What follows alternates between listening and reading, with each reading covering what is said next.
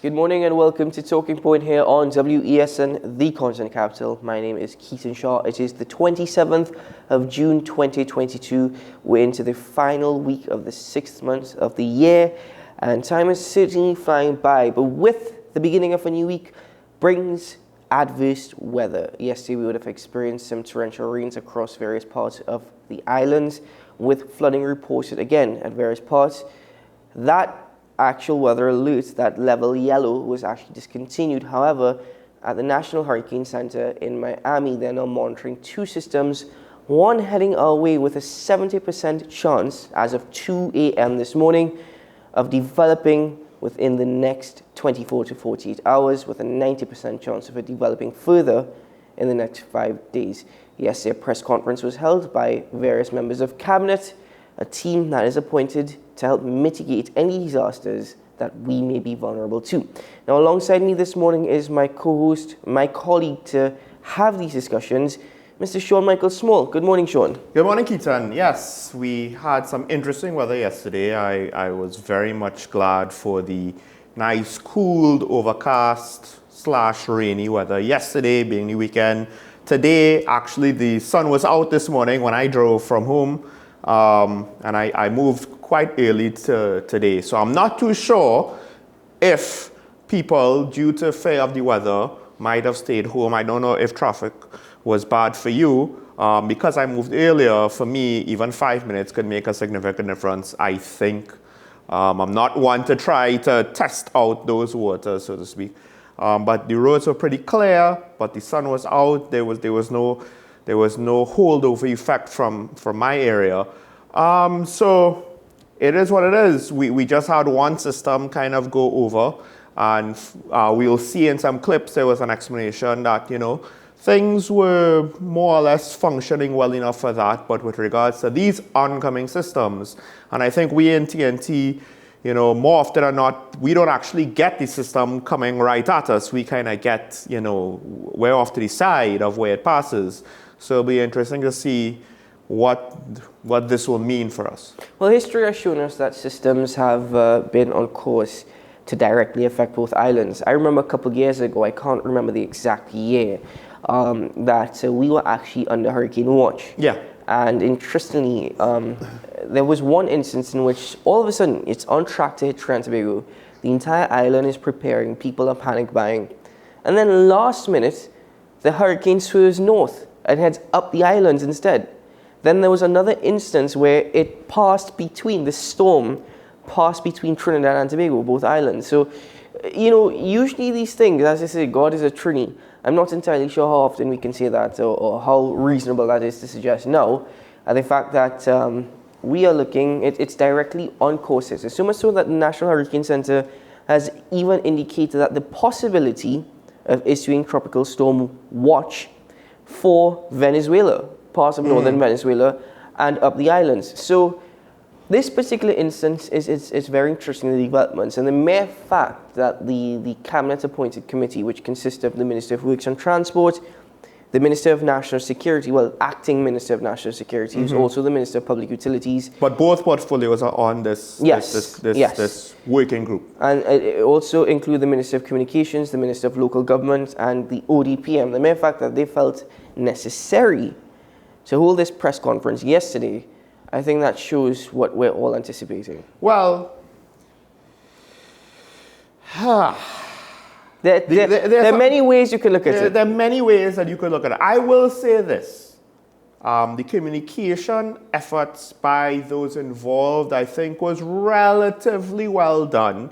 When you juxtapose that with something that the acting commissioner of police said over the weekend, they come out looking solid.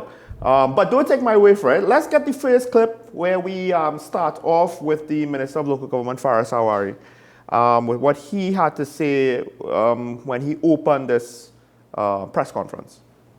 We have attended here before you to indicate that it is critical that we take advantage of preparation. Why preparation?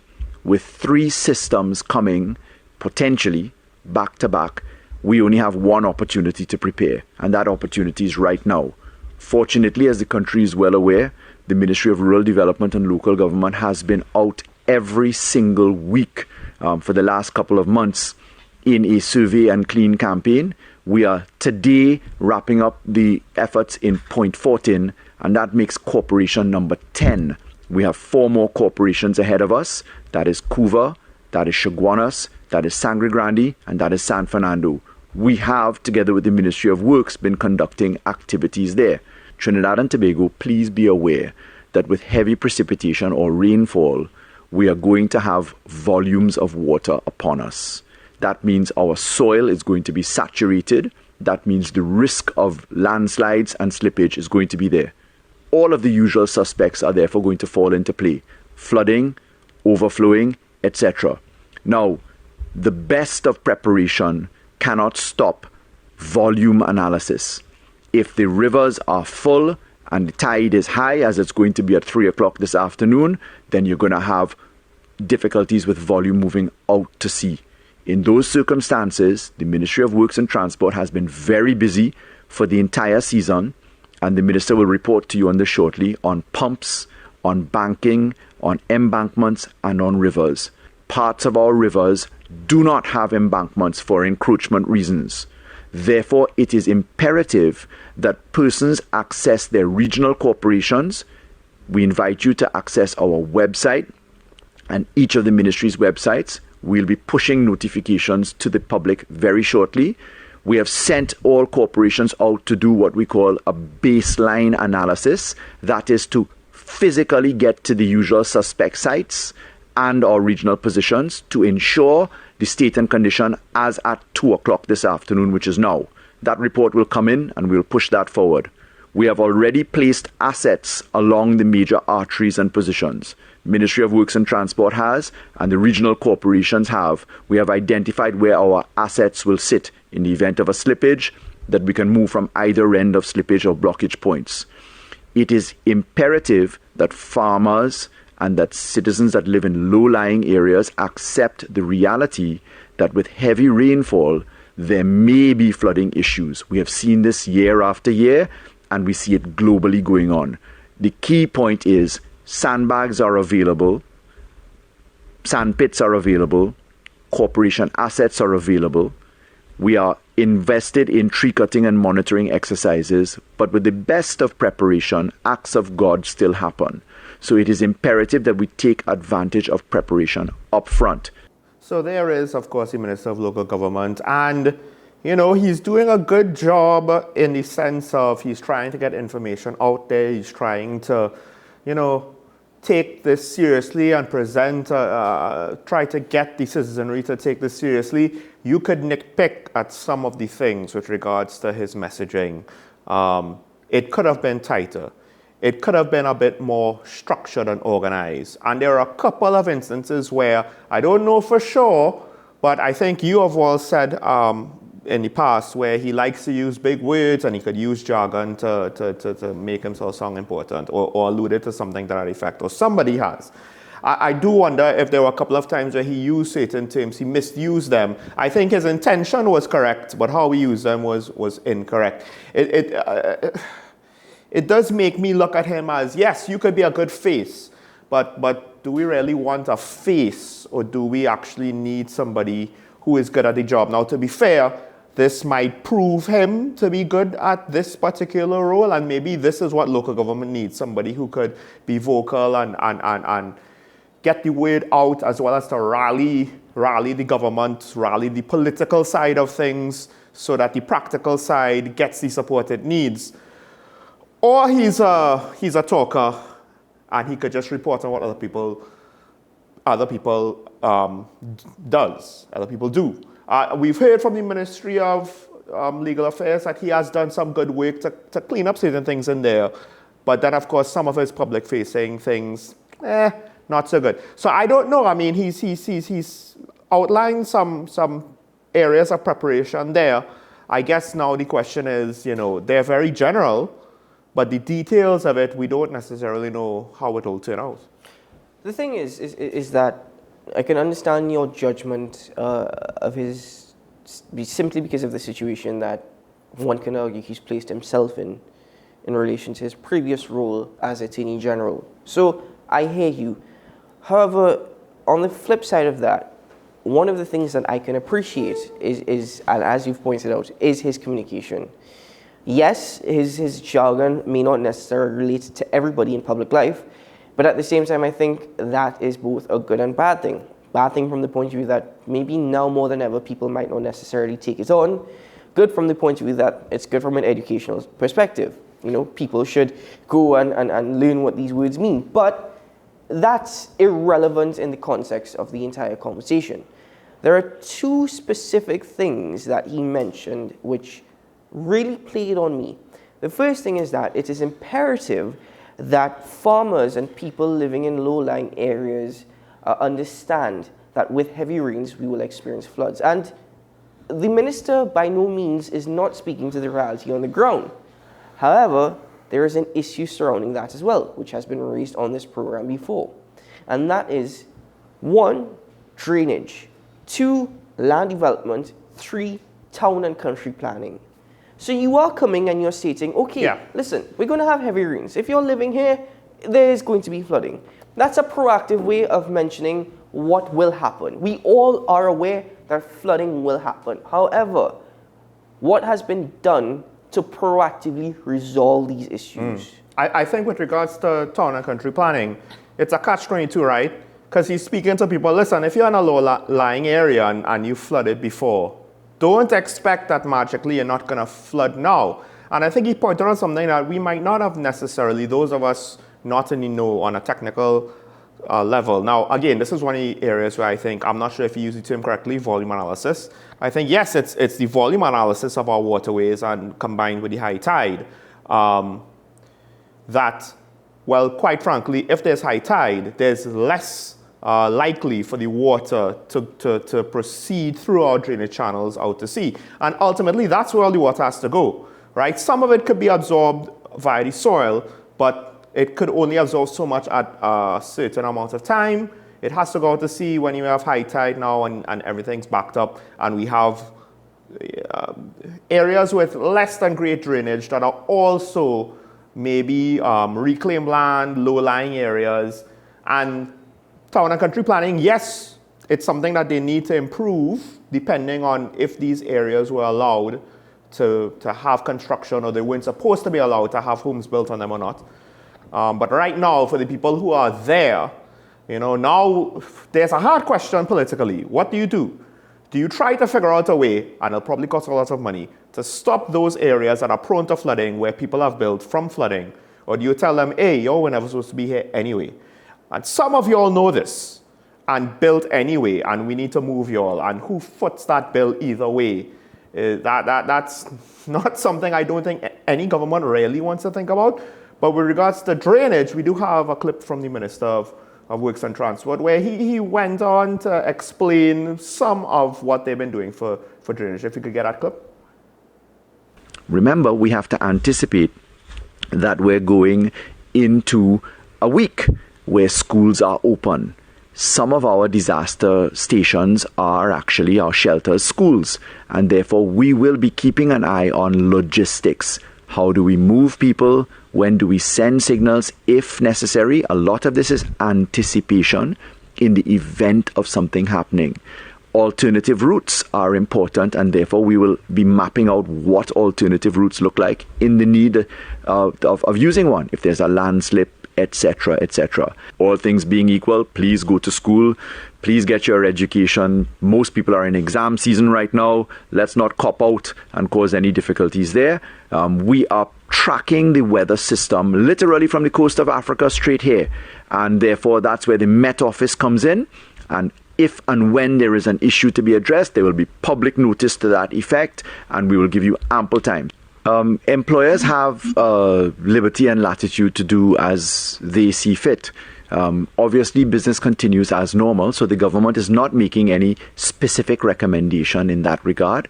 We are just asking ourselves to be prepared.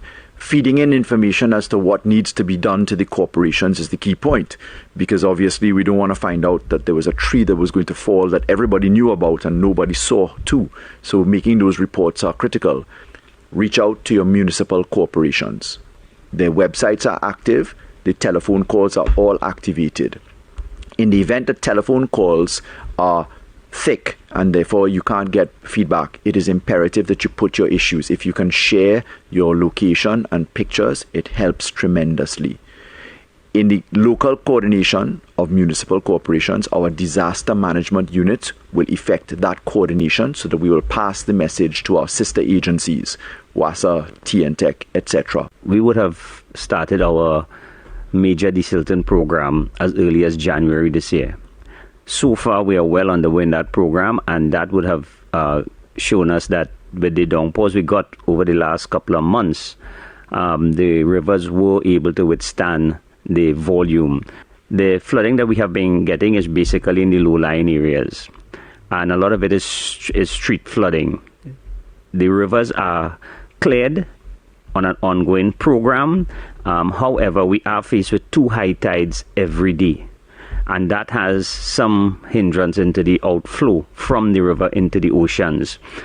We will be out there. The team is out there already monitoring any area that could have any blockages or so, and we would, like the population, if they have anything to report to the ODPM, so we can get equipment and personnel out there to clear the blockages as they occur. We're happy to announce that we have pumps at all our sites, working pumps, and we do have people on the ground monitoring these pumps to ensure that once they have to be activated, they will be activated. We also have a lot of equipment placed at different locations, so should in the event of a landslip or so, it will not take too long to have equipment on the ground and to have it cleared. We are sending some equipment up to the north coast. We have some equipment going up to Blantyre, all the areas that are prone to landslips. The ministry would have deployed equipment, and we are working with some of the contractors that have ongoing work in certain areas to have their equipment available. So in the event of an emergency,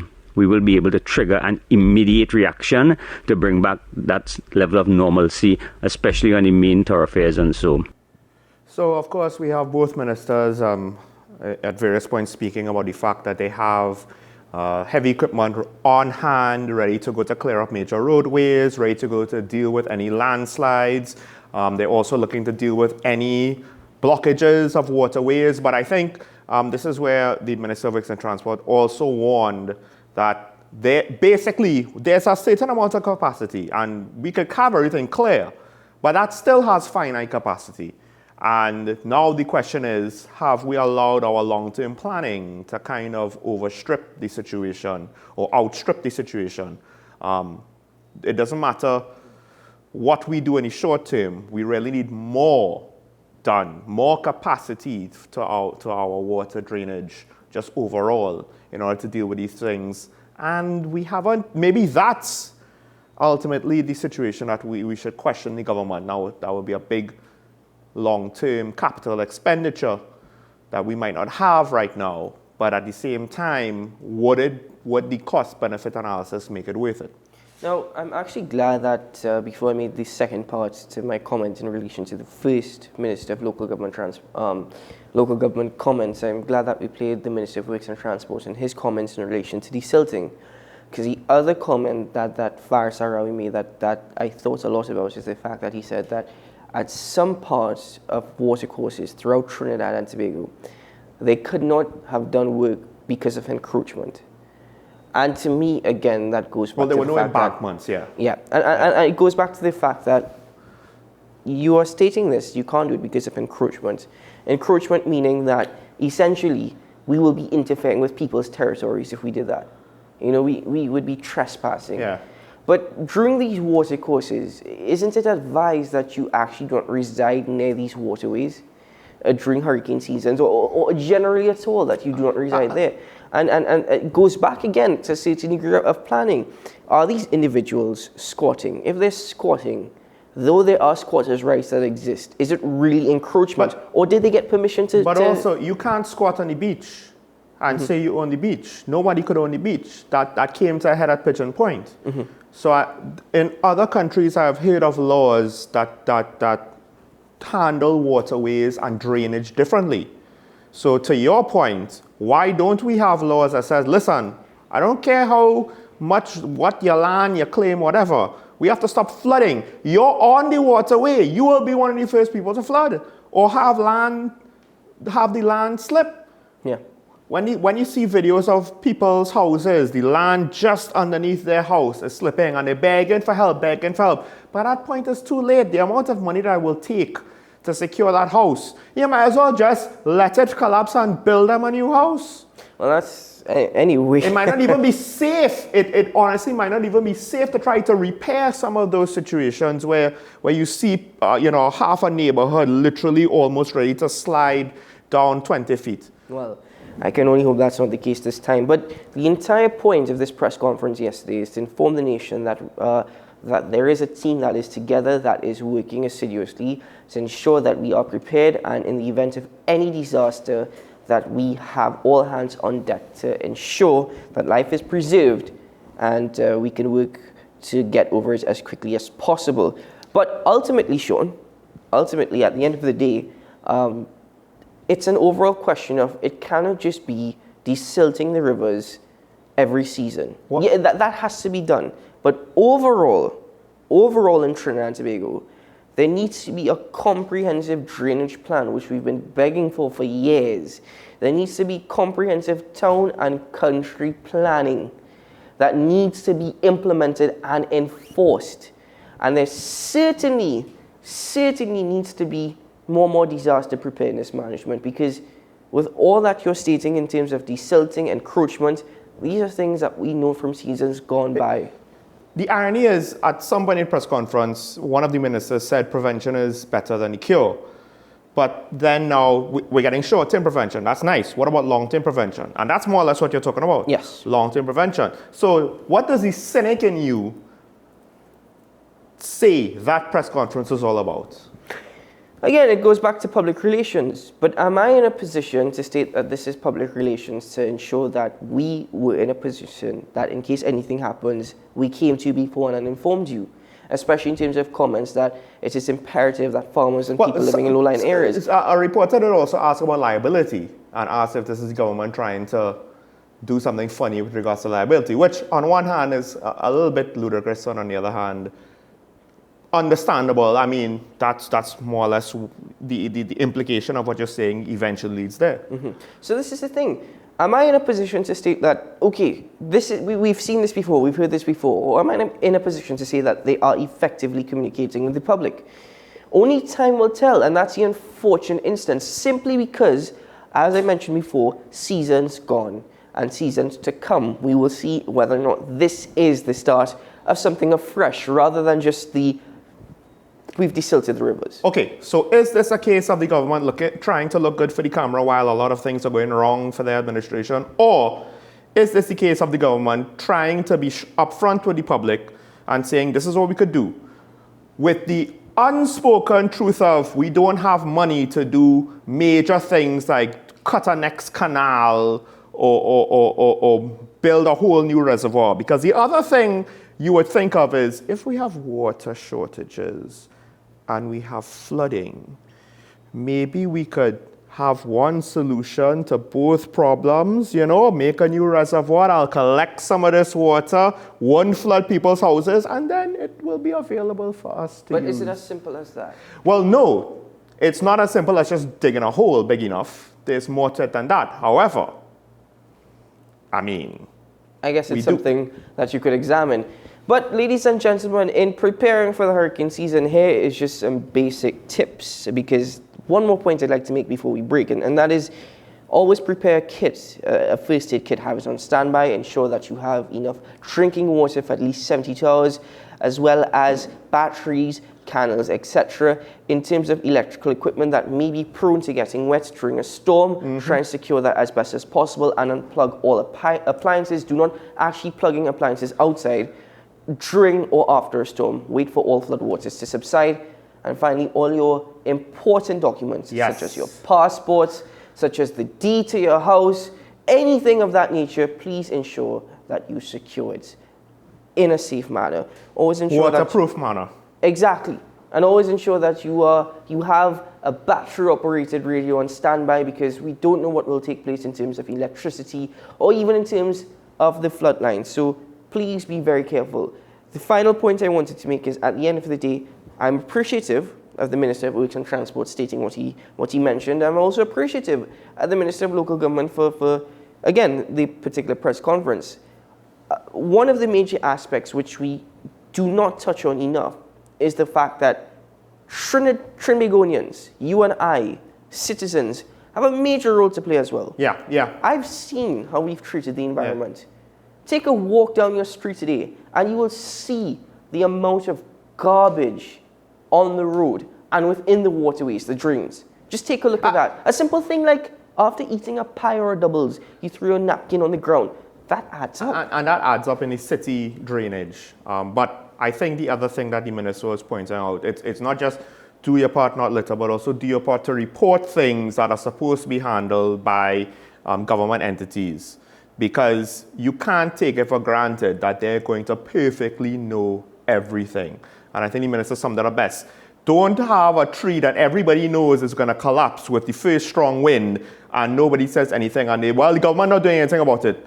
Well, to be fair, we literally cannot have Big Brother watching every single detail of our lives for us, right? So it is what it is. I saw a lady waiting for the boss to open up her workplace and she was eating breakfast and whatever it is she was eating in front of the workplace, just waiting.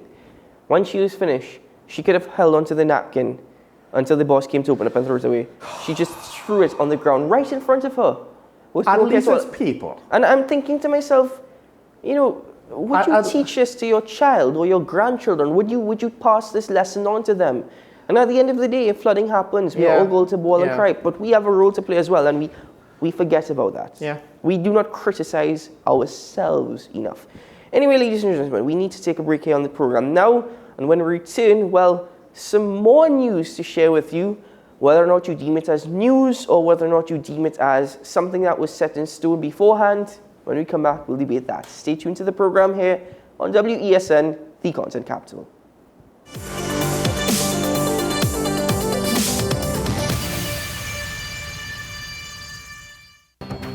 The issue, the continued rise in the price of flour and its impact on the cost of living in Trinidad and Tobago. How should we go about it? I want to ask you what has been revealed to you about the state of vulnerability in the country because of this exercise and because of what we're going through. Is the government losing the war on the vaccine front? The discussion should revolve around the common good for the greatest number of people in Trinidad and Tobago. How do we inculcate a sense of respect and regard for people who may not be of your own political ilk or persuasion? The communities are now being used by political opportunists. So when the tables are turned, it's the same way. Okay, this has been 10 Questions. I'm Andy Johnson, and we'll see you next time.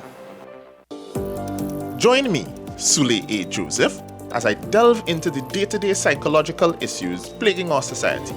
We will discuss behaviors that encompass the biological influences, social pressures, and environmental factors that affect how you think, act, and feel. Sight, Thursdays at 11 a.m. only on WESN, Content Capital.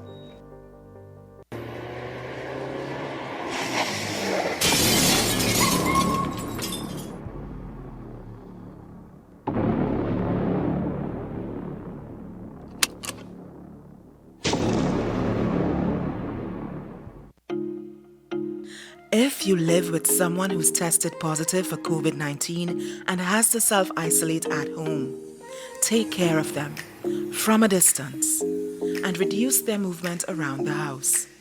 Give them space, a designated space, and open those windows. If you have to be in contact, mask up, both of you. If you work, stay home from work and don't go out, not even to the grocery or pharmacy. And remember, no visitors allowed. Limit the contact to limit the spread. The Trinidad and Tobago Red Cross Society. Mission-based, people-focused, community-driven.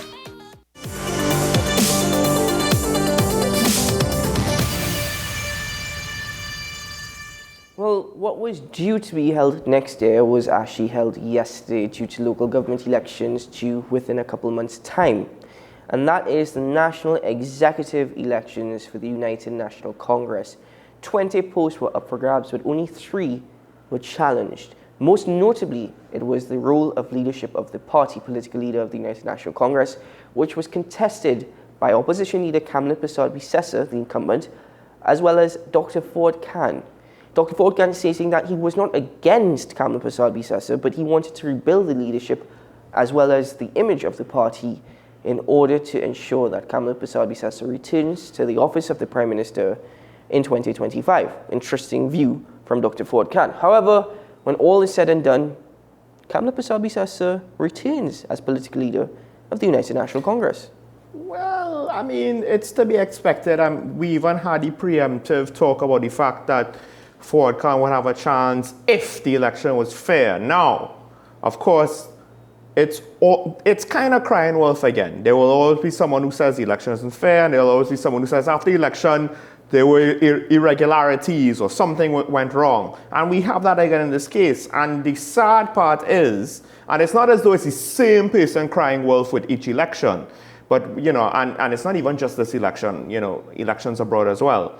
But it seems as though that's just part of the process now. So it's crying wolf. I don't know if I should take this seriously or not, because with every election there's demands for a recount and something went wrong and blah, blah, blah, blah. So be that as it may, the incumbent won. She was expected to win. I guess the real interesting thing that the political gurus should be analyzing is, what does the low voter turnout mean for the UNC? What does it mean for the state of democracy in the country? Some people expect, well, yes, it's party internal elections. It's not as important as general elections. No, I say. No.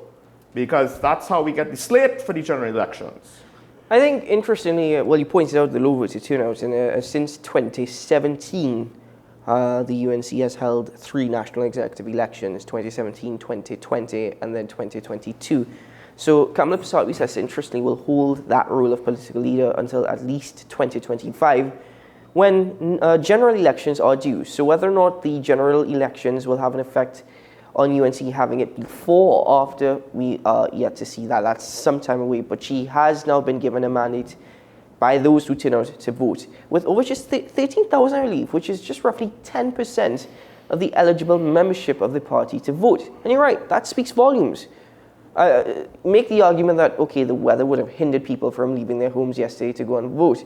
But if you're looking at a pattern within the last 3 national executive elections, that speaks volumes to the situation associated with the party. However, democratically, at least based off of the election, she was elected. So we're not in a position to say that, even though there has been, obviously, touting that there was irregularities associated with the election.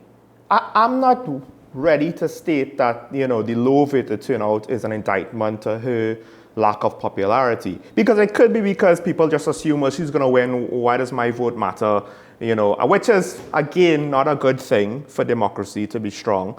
And it could also be, as you said, it could be the weather. Mm-hmm. It could be a general discontent to our politics, and not necessarily with regards to Kamala herself. It could be that if the PNM have an internal election sometime soon, you might also see low voter turnout. And then for the general, you might also see low voter turnout. You know, for the upcoming local government election, maybe we'll see low voter turnout. So right now, with a lack of polling data, with a lack of good polling data anyway, comprehensive, far-reaching, a wide cross-section polling data that'll give us a big enough sample size that we could say is statistically relevant and reliable. This is the best we have, and of course, we're trying to decipher what the absence of participants mean, which statistically that's not necessarily always a good way to do things. Because there's so much that you don't know. Why did they not participate? It comes down to that. I think, democratically speaking, we do need to ask ourselves that question. Why? Why is our democracy so poor that people just, whatever? I think also, for those 13,000 that did actually show up to vote, you have to ask yourself, why is it that they voted heavily in favor of Kamla Persad-Bissessar for her to return to the leadership, as well as keeping the national executive unchanged And that is because, simply enough, they don't see another alternative. Now, bear in mind that the UNC was celebrating, I think it was 12 years since Kamala Persad-Bissessar won the national election and became Prime Minister. The Emerald Sapphire 12 years.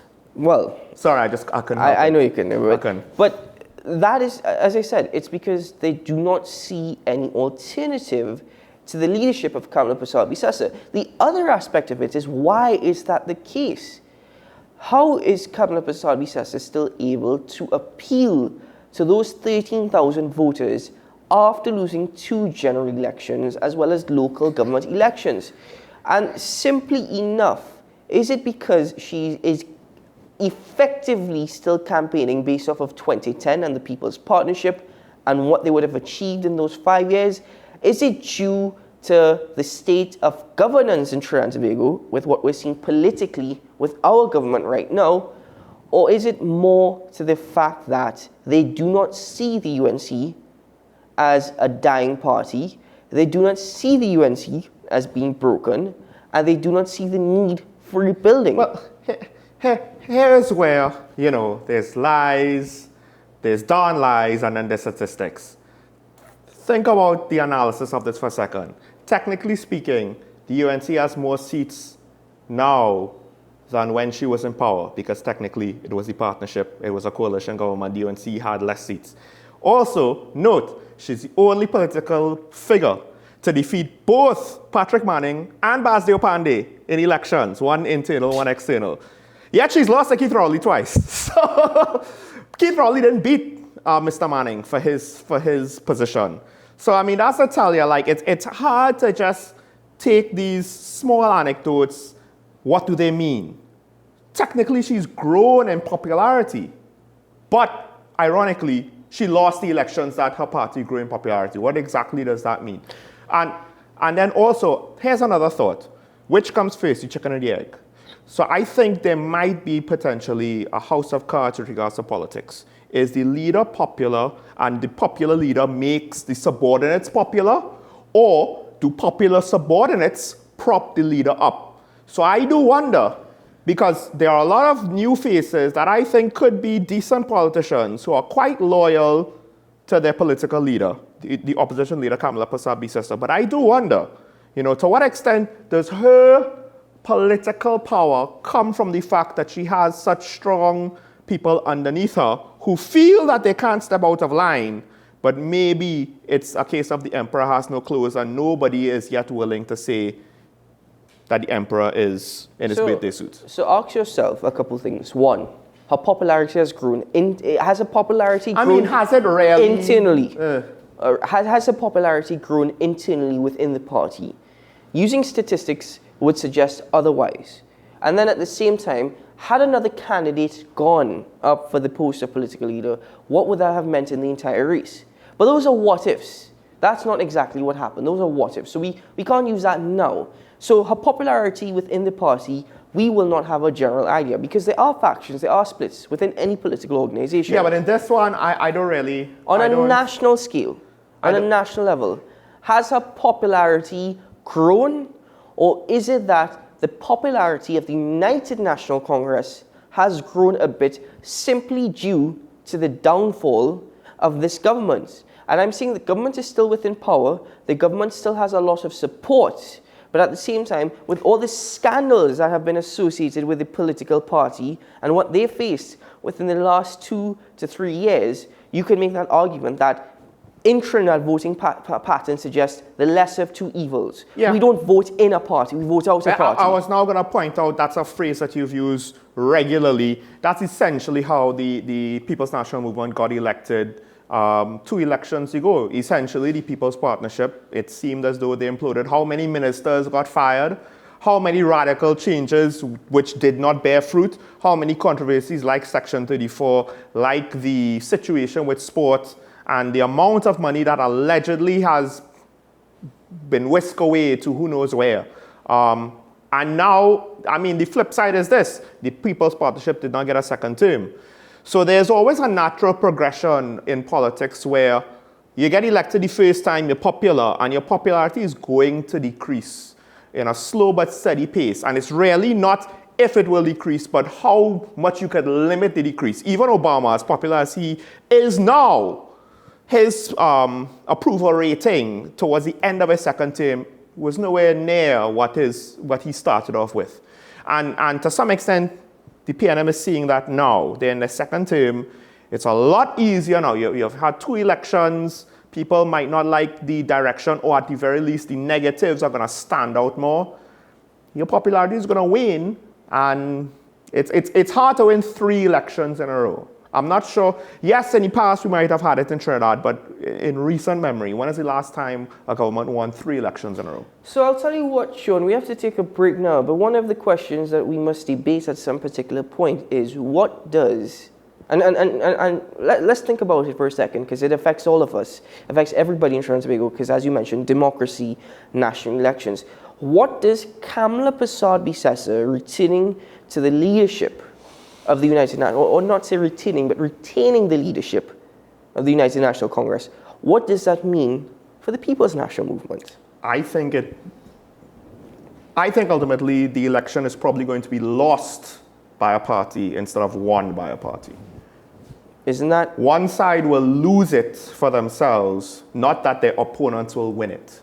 Whichever way it goes. Which is what goes back to us saying we don't vote in, we vote out. Yeah. Ladies and gentlemen. But it works both ways. Ladies and gentlemen, give us your thoughts after the 9 o'clock break.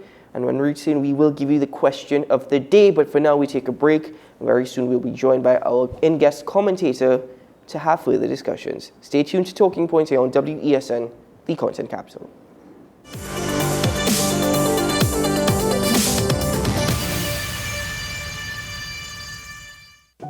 The Mary Immaculate Prayer Group and Friends presents its prayer breakfast on August 31st in aid of Monsignor Christian Pereira. The prayer breakfast begins from 9 a.m. at the Cathedral of Immaculate Conception. Cost is only $200. Come support the Cup of Gratitude in aid of Monsignor Pereira, August 31st.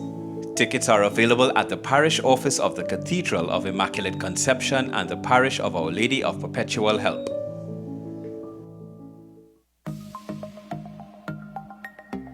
Knowing how to tell authentic is as easy as 1, 2, 3. Find it, match it, search it.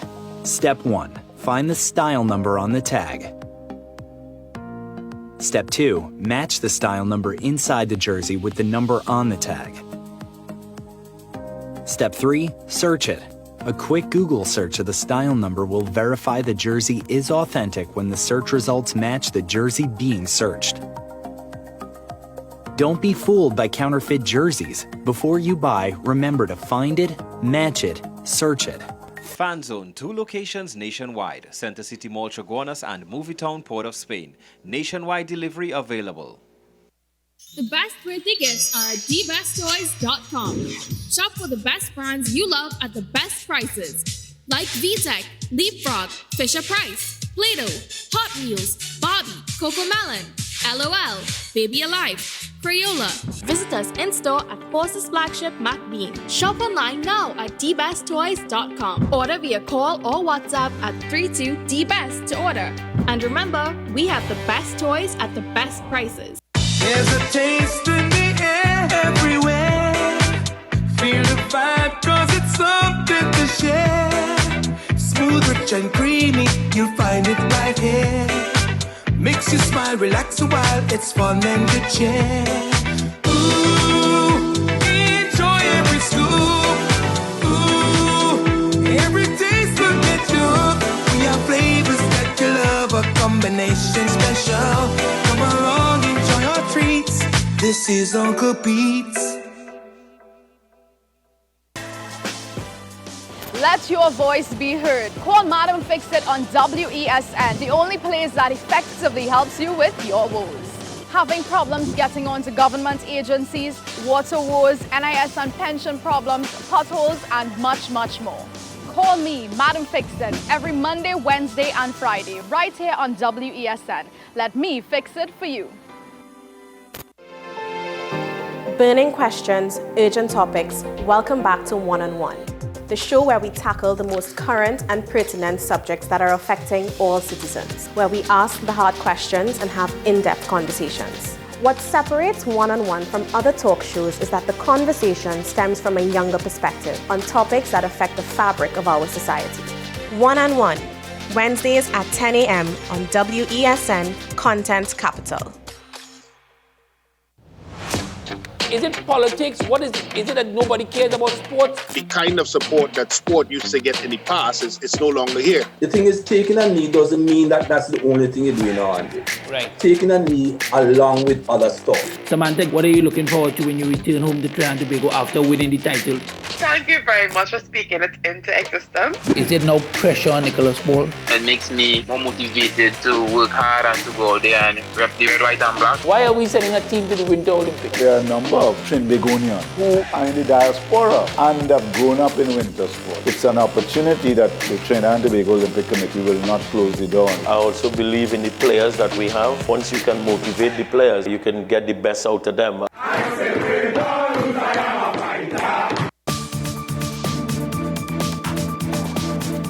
I am Rondell Donowa, attorney at law and host of Strictly Legal on WESN Content Capital. Strictly Legal is a legal program geared towards informing you, the public, of your legal rights, responsibilities, and remedies.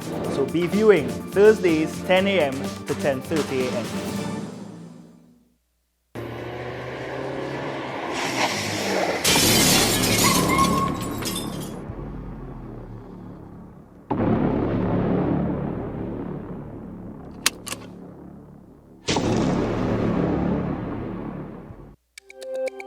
Every word, every line, every paragraph depicts a real moment in someone's life. A father, a sister, a mother, a brother. We at Newsday are dedicated to you, the people, and through independent, unwavering journalism, strive to always bring your stories to life. Because your stories are more than just words. Newsday, independent and credible.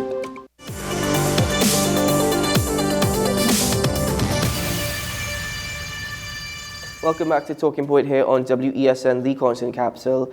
Just to give you the question of the day that we're asking you after the 9 o'clock news. Now, many of you might say, Keaton, this is too obvious, it's a stupid question, but no question goes without an answer, and that I really need your opinion on this.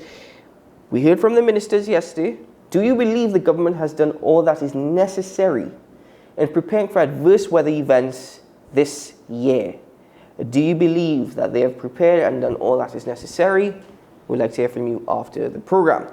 But alongside Mr. Sean Michael Small and myself this morning, we're very pleased once more to have joining us in studio, Acting ASP Ashraf Ali of the TTPS. Good morning, Acting ASP. Welcome back, and thank you very much for joining us once more. Good morning again, and lovely to be here again. Well, thank you very much. I mean, a lot has been taking place. Last week we got into the conversation surrounding the incident at the Queen's Park Savannah, as well as the shooting on Ryerson Road.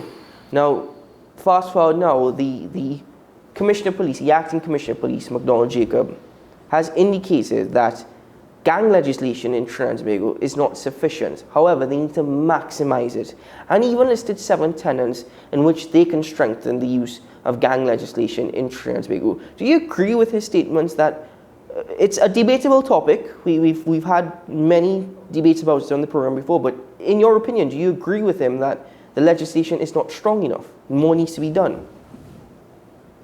I agree to the extent that how we utilize the legislation. The legislation is just a part of the whole toolbox to deal with gangs. And if you read if we would read the legislation in more depth, one of the things that you have here is that what a gang is.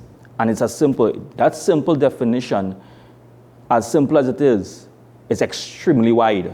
It means a combination of 2 or more persons, whether formally or informally organized, who engage in gang-related activities. That is a wide scope, right? And when you look at the first schedule and the number of offenses that falls under the first schedule, you have offenses from sexual offenses all the way down to larceny and robbery that falls into that entire category. So the scope is extremely wide, right? So I understand, we have to understand the context in which we are saying the legislation can work for us, right? But it also has some little avenues that can be exploited, right? When you look at gang-related activities, any offense in Schedule 1, an attempt to commit any offense, aiding and abetting, counseling or procuring of an offense, or conspiracy to commit an offense. When you look at gang culture in Trinidad and Tobago, it falls directly into this whole entire category. Right? And our gang culture, as you know, that they have indicated a lot of numbers, that we have 100 and something plus gangs located, and these gangs are located not by only in how other gangs in the other countries are located, but he'll actually identify those gangs. In Trinidad, we have gangs from geographic locations. So let's say in the west, we have Dundonald Hill, we have Scorpion Alley in Carnage, you have gangs in Carnage, you have gangs in Diego Martin, you have gangs in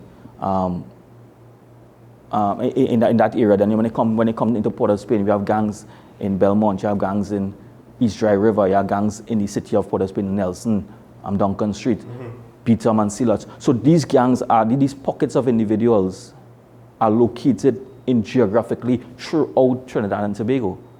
Their network, they also have gangs affiliated with types of crimes. So you have gangs who commit specific type of crimes.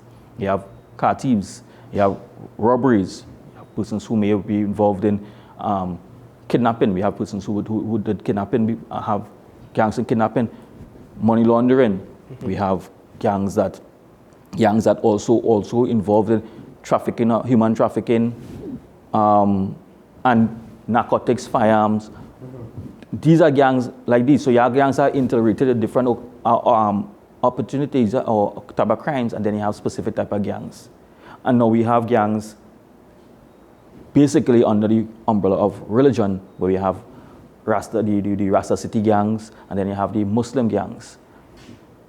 And those three type of parameters, it's difficult now to actually identify one person that falls into the three categories. So it's a wide base, right? So the gang legislation gives us that opportunity, but it's just one tool, right?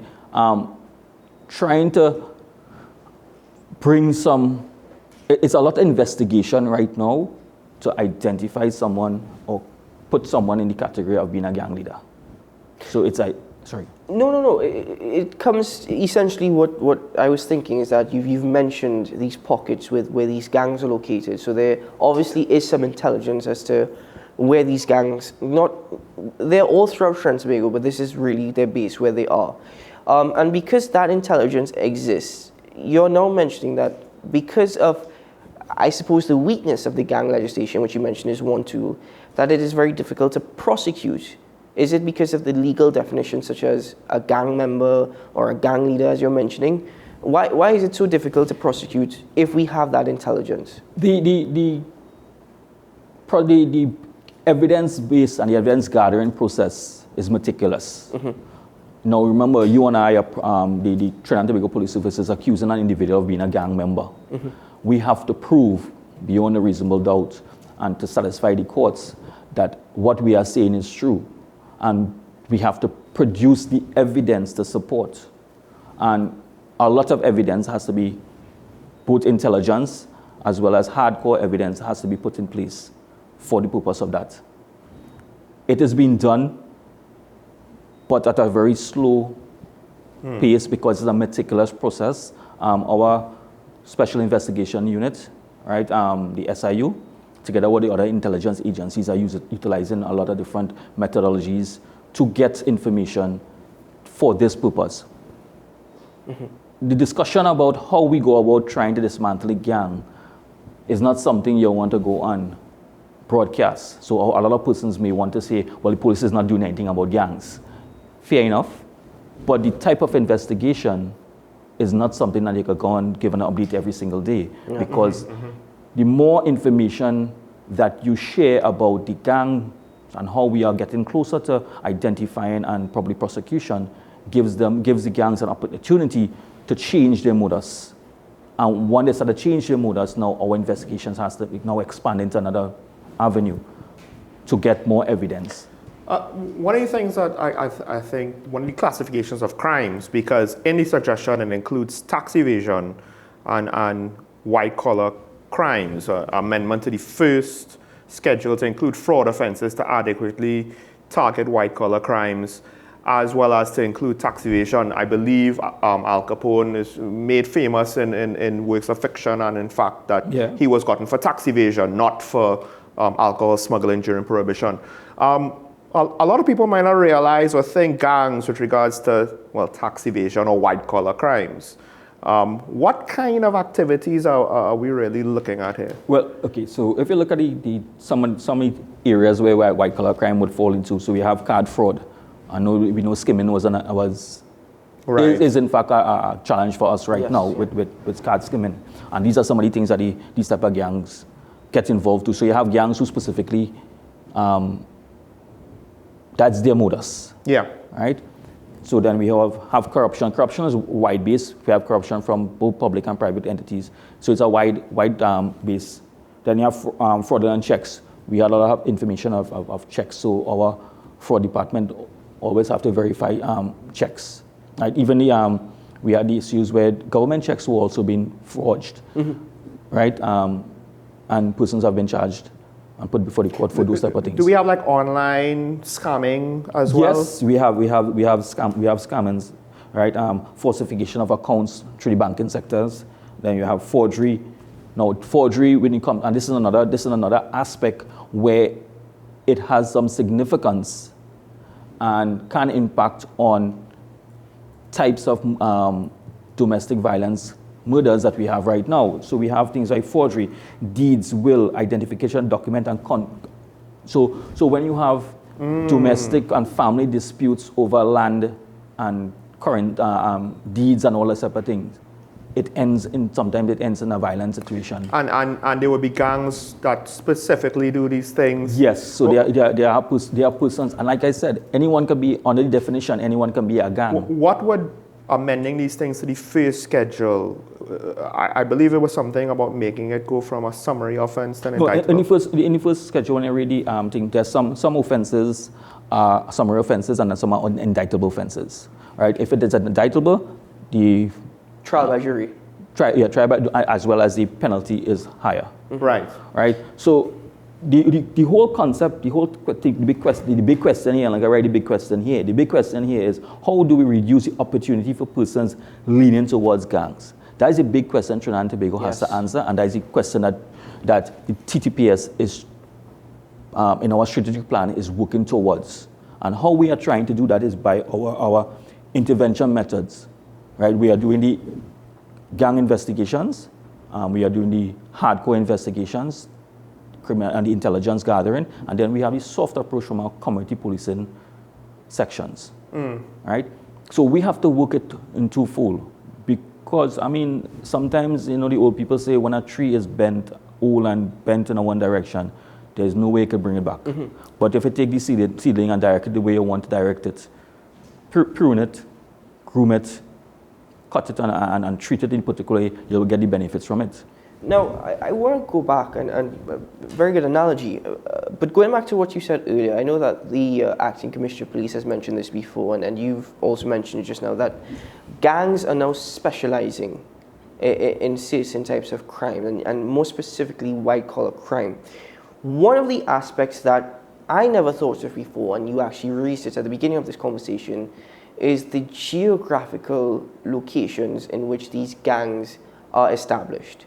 Has there ever been any thought as to why it is, particularly in these geographical areas, gangs have seen this as the ideal place that we could establish ourselves and illegal activities? Well, it can go both ways. We can view it both ways. Initially, the type of gangs that was in the Port of Spain area and surrounding areas, because of the good work of the police through the initiatives that the police officers is doing in Port of Spain Division, reducing the amount of crimes in Port of Spain, Northern, and in some extent Western Division, even though Western Division has some little issues right now. But over the period, the crimes have fallen. The number of murders and things wasn't all that alarming. Mm-hmm. We're getting some control of it. Persons would now have migrated to certain areas because they cannot conduct their businesses as normal here. So they start to move to certain areas. With the movement of the persons, where we have a lot of persons now going to other state lands and starting to pop up with these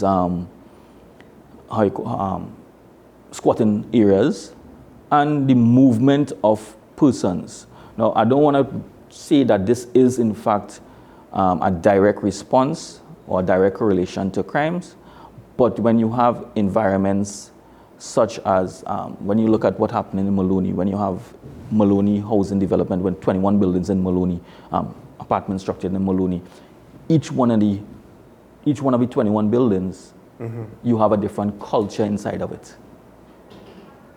You have persons who go in there and influence certain type of activities. So yeah. Sorry, Acting ASP, I do apologize for having to cut you. I want to thank you for staying with us. We just have to break for news on the hour as scheduled. When we return, the Acting ASP will continue and the phone lines will be opened. Thank you very much. We'll be for news and then we'll be right back after this.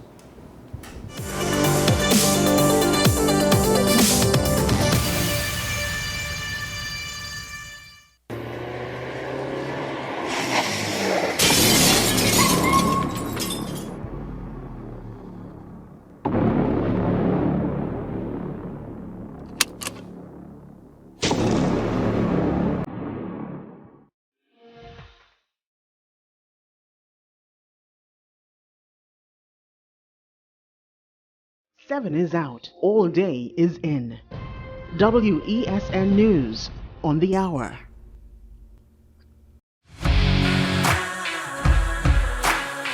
Every day, we communicate through stories. Stories of ourselves, our challenges, our goals, our experiences, and our aspirations.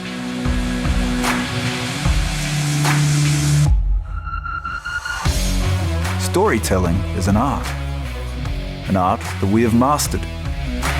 WESN Film Studios comprises a collaborative team of experts with extensive industry experience locally, regionally, and internationally.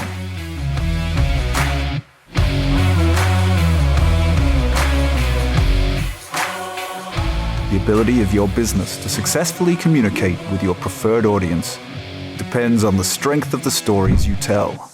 Your vision should be communicated in a high-quality, professional, and creative way.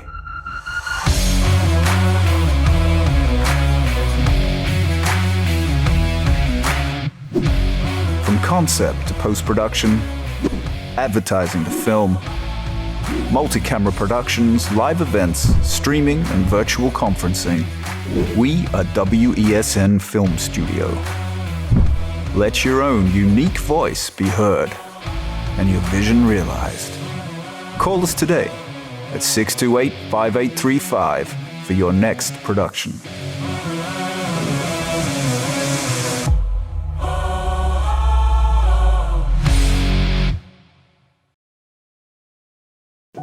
The Mary Immaculate Prayer Group and Friends presents its prayer breakfast on August 31st in aid of Monsignor Christian Pereira. The prayer breakfast begins from 9 a.m. at the Cathedral of Immaculate Conception. Cost is only $200. Come support the Cup of Gratitude in aid of Monsignor Pereira, August 31st. Tickets are available at the parish office of the Cathedral of Immaculate Conception and the parish of Our Lady of Perpetual Help.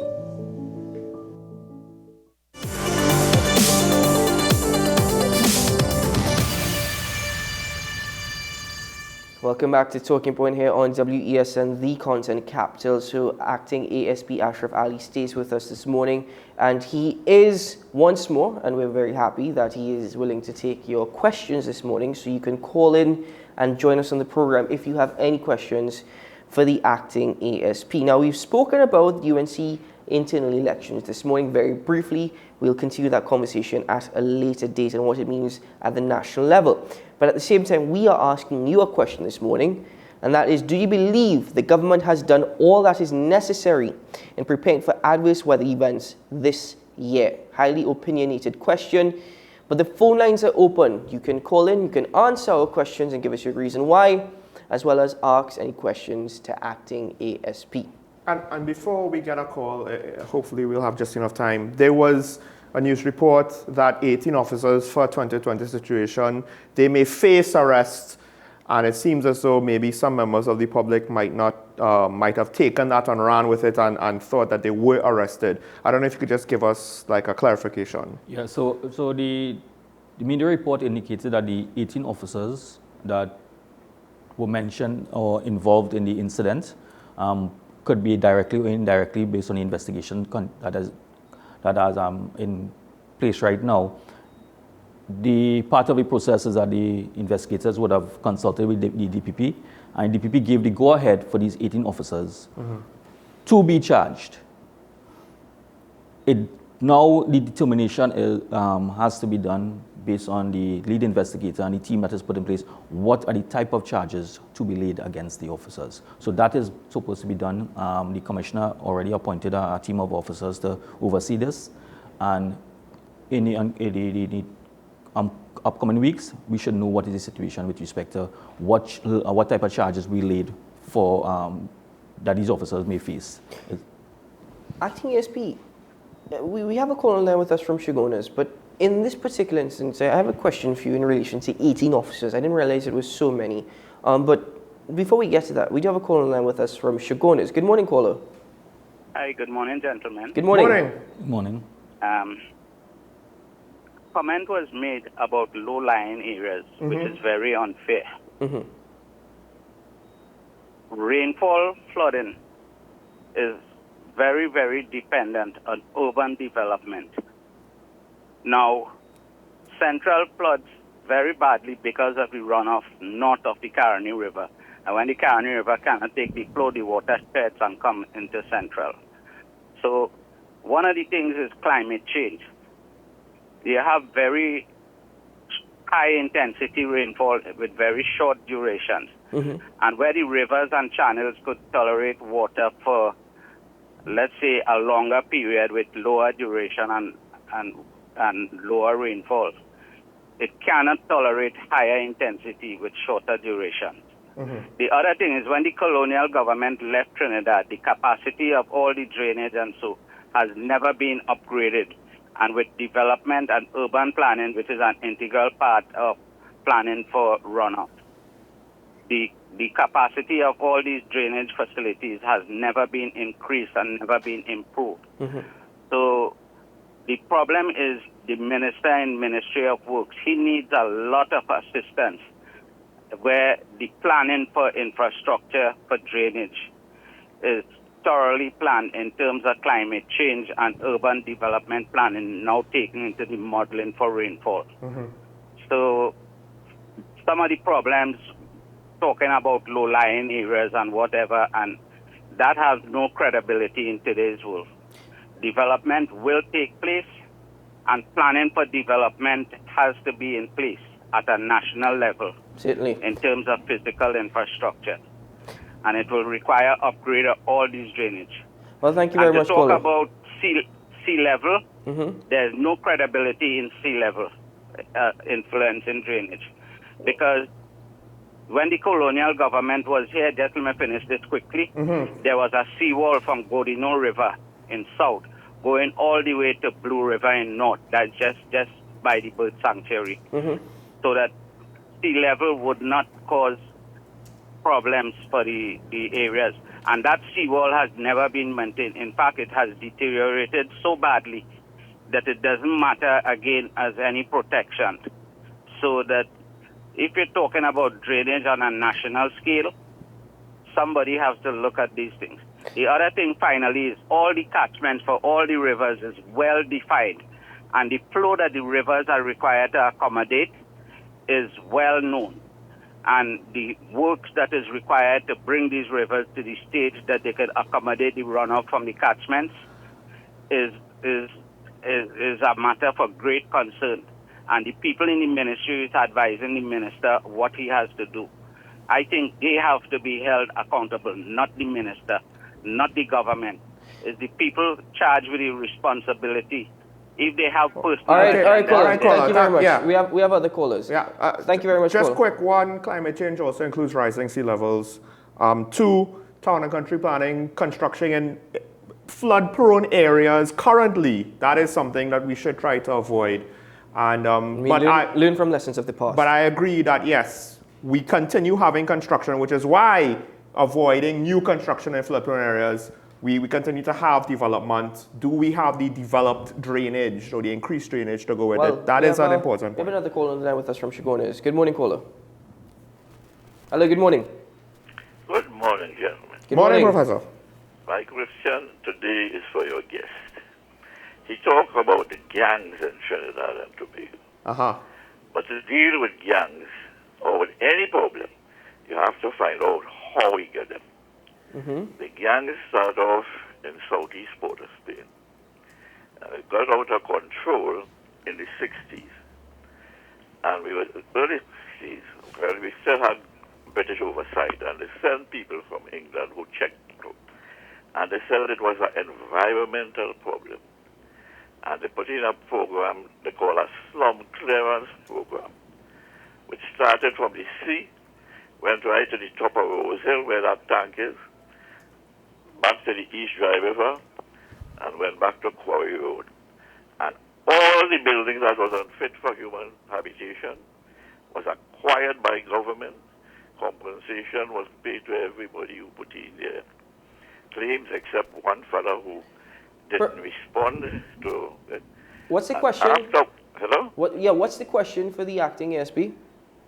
What? You The said question yes. I'm going to put to him is why did they stop that exercise? And after all these people was paid for the unfit buildings, those buildings are still there.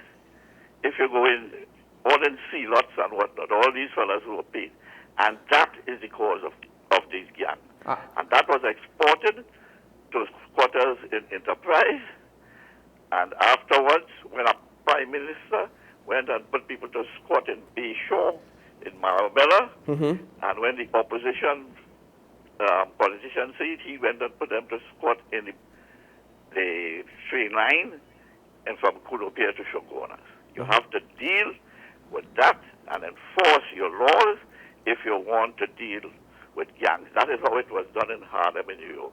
All right, thank you very much. Have a good day. I mean, I think I kind of know where your answer might be, but you did say that some of those environments that the caller was speaking about can be areas where gang activity comes from. Yes, and if the caller, when you listen to the caller is answering his own question, because he is indicating that he's mentioning certain type of elements that would have made decisions to do it. So we all know how this gang activity took place historically. And I will come back to my big question. How do we reduce the opportunities? It is not the Trinidad and Tobago Police Service alone. We have a role to play, and we are playing our role. Well, I know you also mentioned earlier that you all are now working, when you use the analogy of the tree, to try and prevent individuals from getting into gangs. Why do they get into gangs? But we have a call on the line with us from Claxton, because now I'm looking at social media. There's another question for you, but we have to take this call first. Hi. Good morning. Yeah, hello, good morning. Morning. Good morning to the panel there. We talk about rights in this country, and everybody has rights. The rights that we have is to build all how with nobody controlling nothing. You understand? People build all cover up the drain. They do all kind of nonsense because nobody managing anything. So we must end up with all these kind of things. If the government will put the right people, and we have people who is responsible to do what is right. You see, our problem in this country is doing what is right, We believe that we have so much right that we do the wrong thing. And then when we end up with all these problems now, is another story. It's to get it right, and this COVID-19 has bring us to a place for us to do what is right for the country, for the people. That is what we have to do. Thank you. Thank you, caller. Caller, it's good to hear from you again. We haven't heard from you in a while, but it's good to hear from you again. We have a caller on the line with us from Tobago. Good morning, caller. Yes, good morning, gentlemen. Morning. Good morning, sir. I'm actually now seeing your comments. I'm glad that you were able to get through. Yes. So I want to put that question directly to the officer. I want to come at this gang issue from a different direction. But I realize it's a very, very, very intricate issue that cannot just be treated with legislation and police activity. It's going to take the entire culture to be involved in that. What I want to ask the officer is when police officers go rogue or consider rogue and they use their collective force, maybe 2 or 3 or 4 police officers, or it could be an entire precinct under a particular leader, captain, or sergeant of that precinct, engaging in criminal activities such as allowing drugs into the country, and so forth, and other activities, protecting gang members and so forth, for profit. Can those police officers be prosecuted as a gang? Given, what you're explained, the different definitions of a gang is, can they then be prosecuted as a gang itself? I'll listen to your feedback. Thank you very much. Thank you very much. So the question, let me just get it for you very quickly here, ASP. The question that he's asking is that collectively, when police officers may engage in certain types of activity, he's asking, when police officers go rogue and use their collective force to engage in criminal behaviors, can they be prosecuted as a gang? Yes, and the answer to that is yes. I'm just trying to pull it up here from the gang legislation that speaks specifically to law enforcement. Right? Give me 2 seconds. But whilst the acting ASP is actually just looking for that piece of legislation to share with us, we do have a caller on the line with us from Sanwan. Good morning, caller. Yeah, a very good morning to the panel there. Good morning. Morning. Yes, concerning the gang membership and so on, for quite a number of years we have been hearing over and over again from commissioners of police, ministers, different ministers of national security, and they always tell us they know how many gangs there are in Trinidad, where these gangs are located, they know how many members each gang has, and so on. But we never seem to be, the police never seem to be focusing on the locality of these gangs, zeroing on the members. There's a common thing that, when somebody is killed, there's gang violence or the police shoot somebody, we always hear the aftermath of it. Well, this gentleman who was killed, he was known to the police. This is a common phrase. He was known to the police. But if he was known to the police and he had so many pending charges, why didn't this, to use a common term, why didn't they zero in on these people? I have newspaper clippings, Keaton and Michael, Sean Michael Small, for many years going back that I keep on record since 2004 when the late Martin Joseph was the Minister of National Security, and he could go to Parliament and tell you how many gangs it have spread over the length and breadth of Trinidad and Tobago. Who are the gang members? Who are the gang leaders?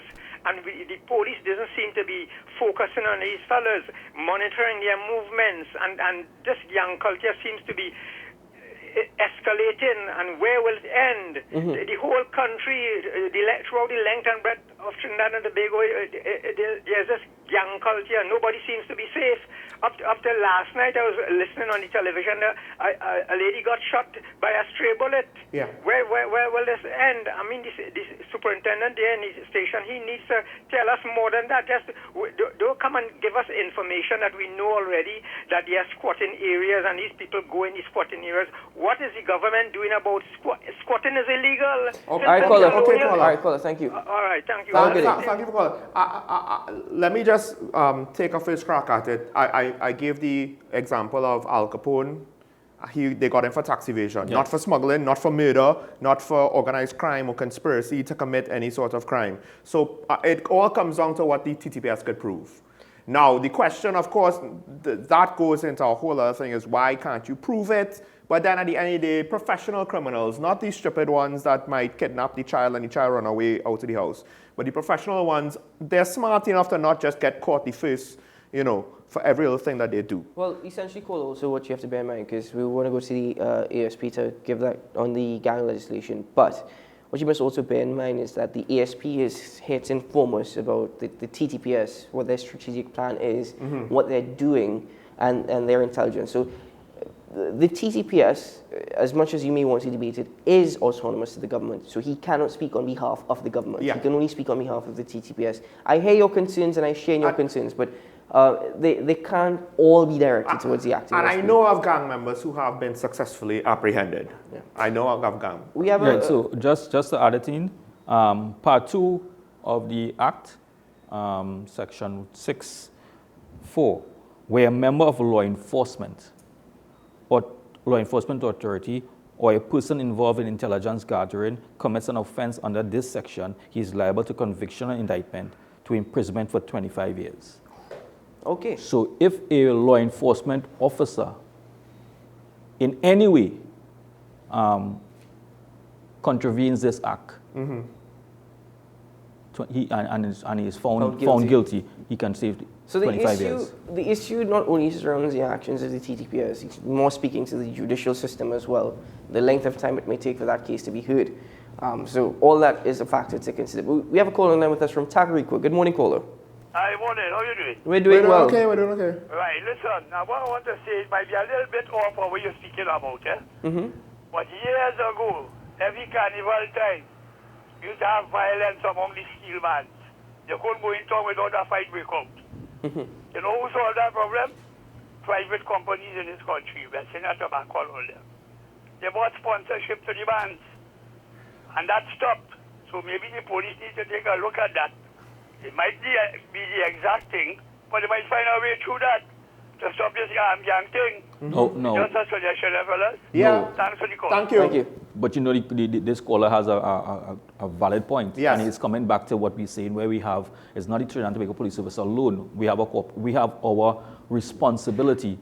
Where's corporate responsibility in the whole aspect of it at the same time? I think this goes back to what Keaton was saying. It's not for the police to engage with corporate TNT to get sponsorship for social programs. For programs that fall under the remit of the police, that's fine, but not all social programs are going to fall under the remit of the police. And through our community-oriented police section, we have been partnering with a lot of corporate entities to help in alleviating some of these challenges and trying to wean these youths away from the crimes, reducing their opportunity. But how do we reduce the opportunity? We have to offer them something different. Yes. And this is where the difference in offering, showing them that the life that you are looking to go to has no value in the long run. I'm trying to give you something else different. Yeah. Well, we have a call on the line with us from Digger Martin, our final call for this morning. Good morning, caller. Good morning, sir. Morning. Yes, long time. So my phone gave me some trouble, so I hope it doesn't cut off on me. Oh boy. I just want to mention the first caller recording concerning the flooding central and so on. Currently, at sea level.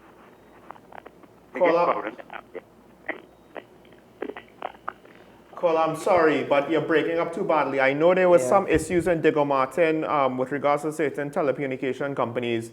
You're breaking up so badly, we cannot hear the question at all or the comments. Caller, and I think we've actually lost you.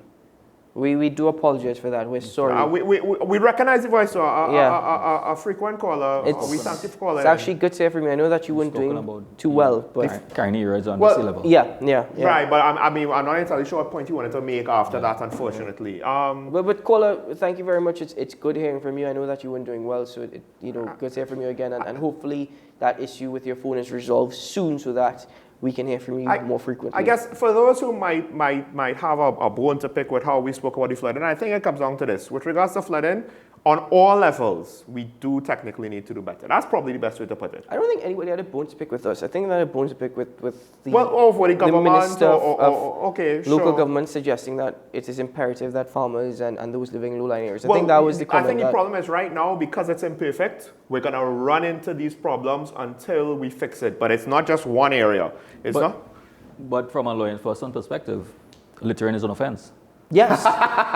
No, but I'm glad that you brought it up. Right? Because So that's the final point we made this morning. Yes, I'm glad you brought we it up. have to enforce the laws, and the regional corporation and all the other entities within this the department, the municipal police, we have to enforce it. We have a lot of persons who are clogging up these water courses and don't want to blame everybody else. Yeah. Yes, right? yeah.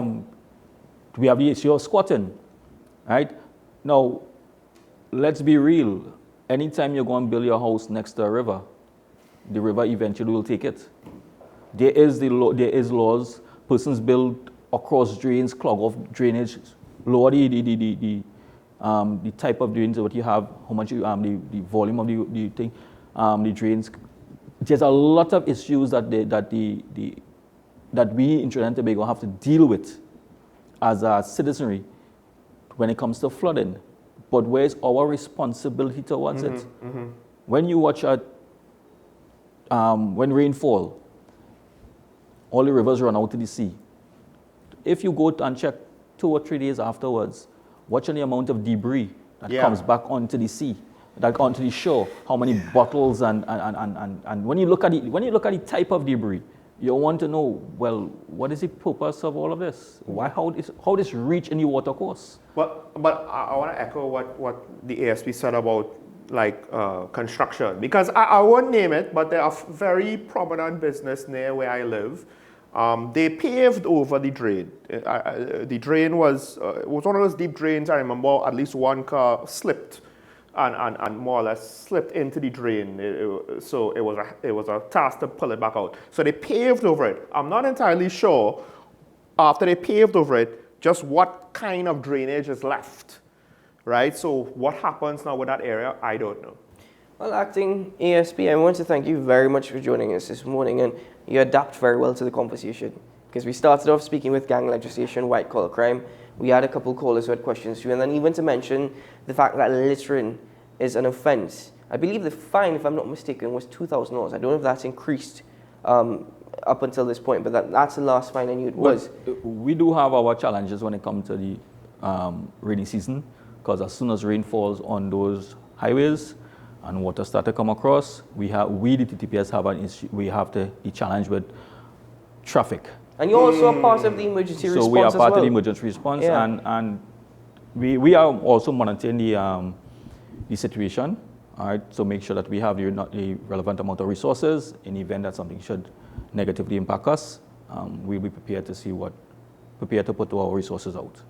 Well, Acting ASP, thank you very much for joining us once more, for educating us on things that we may not have been aware of before, or reminding us of things that we may have been aware of. Nevertheless, it's always a pleasure having you alongside us on the show, and we look forward to next week, Monday, once more. Thank you very much, and see you all next Monday. Yes. And of course, please be safe. We don't know what's ahead of us. Yeah. So true. Be safe. Sean Michael Small, the last week in the month of June, time is flying by fast, and as I said, with that, it brings us some at-worst weather we're expecting. Well, I just want to point out 2 things. One, nobody called in with regards to the UNC internal election. I don't know what to make of that. Again, just like the low rate to turnout, it could mean nothing. It could mean a lot of different things. Also, second thing, just to quote one of our callers, I love this. We feel entitled to so many rights, or to too many rights, we end up doing the wrong thing. Well, the caller has a point. Anyway. Because we feel so entitled. I end this show, as I always say. Today is a good day to have a good day, but also today's a good day to get a case of water. You know what I mean. Anyway, folks, have a great day, and we'll see you again tomorrow morning. Bye-bye.